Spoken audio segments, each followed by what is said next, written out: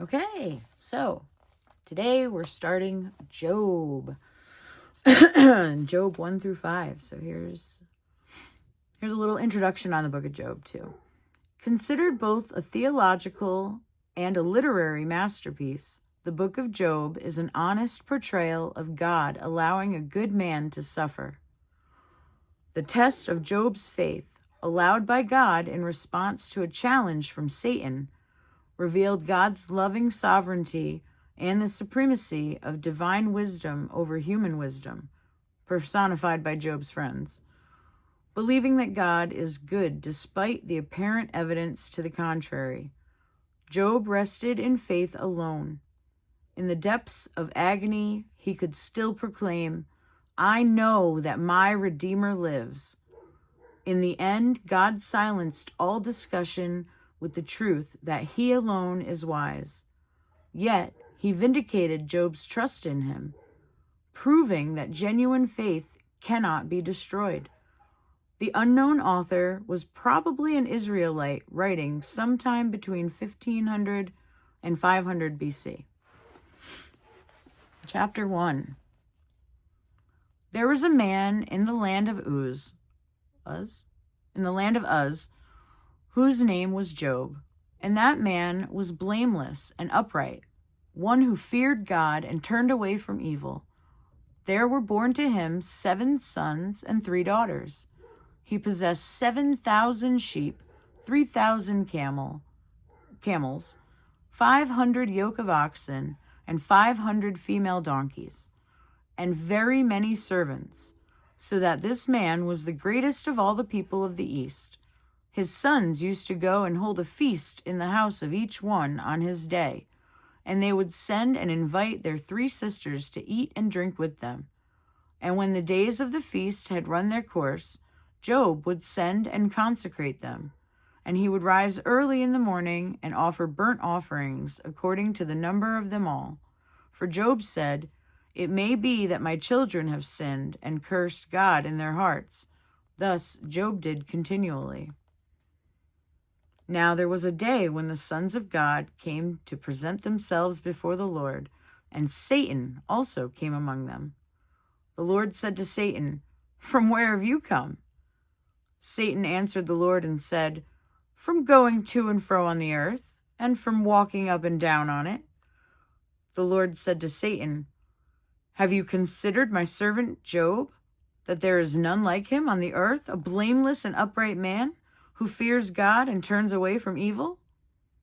Then Satan answered the Lord and said, "Does Job fear God for no reason? Have you not put a hedge around him and his house and all that he has on every side? You have blessed the work of his hands, and his possessions have increased in the land. But stretch out your hand and touch all that he has, and he will curse you to your face." And the Lord said to Satan, "Behold, all that he has is in your hand. Only against him do not stretch out your hand." So Satan went out from the presence of the Lord. Now there was a day when his sons and daughters were eating and drinking wine in their oldest brother's house. And there came a messenger to Job and said, "The oxen were plowing and the donkeys feeding beside them. And the Sabaeans fell upon them and took them and struck down the servants with the edge of the sword. And I alone have escaped to tell you." While he was yet speaking, there came another and said, "The fire of God fell from heaven and burned up the sheep and the servants and consumed them. And I alone have escaped to tell you." While he was yet speaking, there came another and said, "The Chaldeans formed 3 groups and made a raid on the camels and took them and struck down the servants with the edge of the sword, and I alone have escaped to tell you." While he was yet speaking, there came another and said, "Your sons and daughters were eating and drinking wine in their oldest brother's house, and behold, a great wind came across the wilderness and struck the 4 corners of the house, and it fell upon the young people, and they are dead, and I alone have escaped to tell you." Then Job arose and tore his robe and shaved his head and fell on the ground and worshipped. And he said, Naked I came from my mother's womb, and naked shall I return. The Lord gave, and the Lord has taken away. Blessed be the name of the Lord. In all this, Job did not sin or charge God with wrong. Again, there was a day when this chapter 2. Again, there was a day when the sons of God came to present themselves before the Lord, and Satan also came among them to present himself before the Lord. And the Lord said to Satan, "From where have you come?" Satan answered the Lord and said, "From going to and fro on the earth, and from walking up and down on it." And the Lord said to Satan, "Have you considered my servant Job, that there is none like him on the earth, a blameless and upright man who fears God and turns away from evil? He still holds fast his integrity, although you incited me against him to destroy him without reason." Then Satan answered the Lord and said, "Skin for skin. All that a man has he will give for his life. But stretch out your hand and touch his bone and his flesh, and he will curse you to your face." And the Lord said to Satan, "Behold, he is in your hand. Only spare his life." So Satan went out from the presence of the Lord and struck Job with loathsome sores from the sole of his foot to the crown of his head. And he took a piece of broken pottery with which to scrape himself while he sat in the ashes. Then his wife said to him, "Do you still hold fast to your integrity? Curse God and die." But he said to her, "You speak as one of the foolish women would speak. Shall we receive good from God, and shall we not receive evil?" In all this, Job did not sin with his lips. Now when Job's 3 friends heard of all this evil that had come upon him, they came each from his own place: Eliphaz the Temanite, Bildad the Shuhite, and Zophar the Naamathite. They made an appointment together to come show him sympathy and comfort him. And when they saw him from a distance, they did not recognize him. And they raised their voices and wept. And they tore their robes and sprinkled dust on their heads toward heaven. And they sat with him on the ground 7 days and 7 nights, and no one spoke a word to him, for they saw that his suffering was very great. Chapter 3. After this, Job opened his mouth and cursed the day of his birth. And Job said, "Let the day perish on which I was born, and the night that said, a man is conceived. Let that day be darkness. May God above not seek it, nor light shine upon it. Let gloom and deep darkness claim it. Let clouds dwell upon it. Let the blackness of the day terrify it. That night, let thick darkness seize it. Let it not rejoice among the days of the year. Let it not come into the number of the months. Behold, let that night be barren. Let no joyful cry enter it. Let those curse it who curse the day, who are ready to rouse up Leviathan. Let the stars of its dawn be dark. Let it hope for light, but have none, nor see the eyelids of the morning, because it did not shut the doors of my mother's womb, nor hide the trouble from my eyes. Why did I not die at birth, come out from the womb and expire? Why did the knees receive me? Or why the breasts that I should nurse? For then I would have lain down and been quiet. I would have slept, then I would have been at rest, with kings and counselors of the earth, who rebuilt ruins for themselves, or with the princes who had gold, who filled their houses with silver. Or why was I not as hidden stillborn child?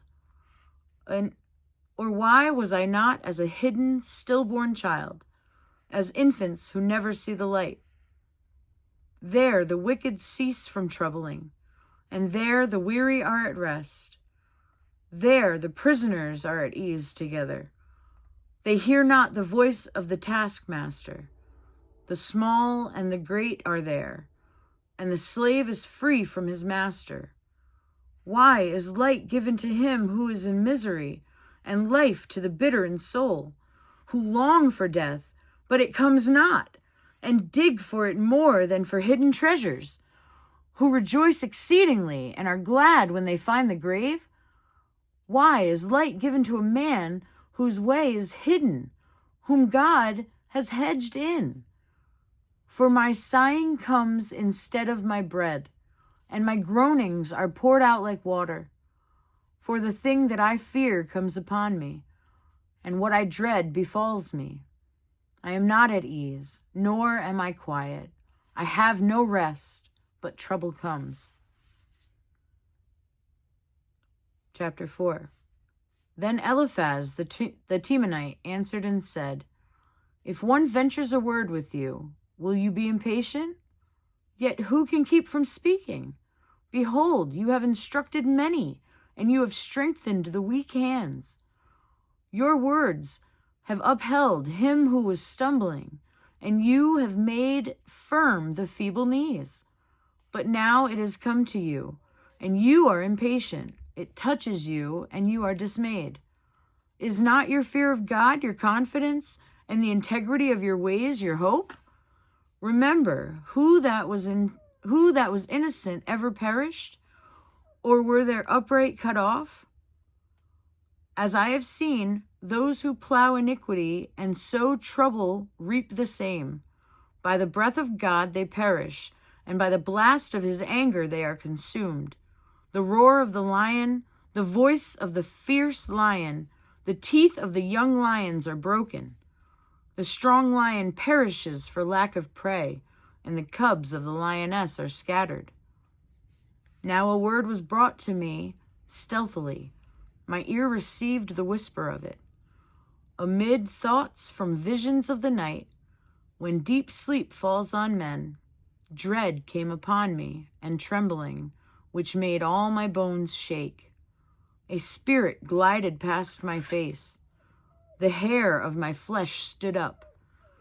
It stood still, but I could not discern its appearance. A form was before my eyes.